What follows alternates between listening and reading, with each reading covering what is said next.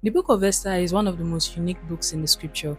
The name of God is not mentioned even once, yet his salvation is undeniable in this story.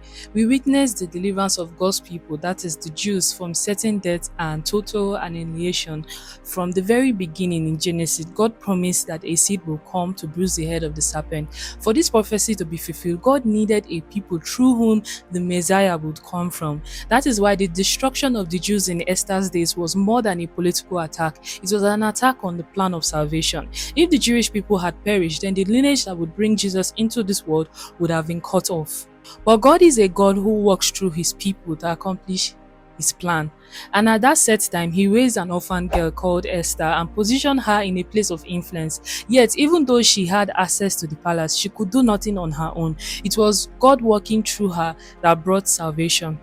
One of the clearest themes in this book is love. It was the love of King Xerxes for Esther that ultimately saved her and her people. Throughout this story, we consistently see Esther did not only find favor, she was loved.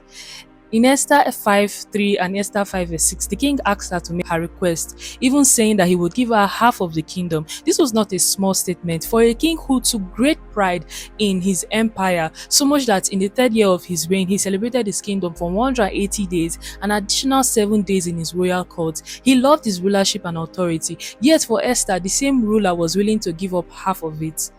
I don't think the Bible highlights such details by accident, and if it's in the scripture, I believe that it was intentional. The love the king had for Esther is a picture of God's love for his people, a love that moves towards salvation. And just as God saved the Jews from death through Esther, God saves us from sin and death through Jesus Christ. Esther risked her life by approaching the king out of the love she had for her people. Jesus went all out on the cross because of the love he had for us. In both stories, all salvation flowed from love. This is how God saves us. This is reflected in Esther's story of how her love moved her to meet the king and how the love the king had for her made him receive her request. So this is also a foreshadowing of how God's love would move him to the cross because of us.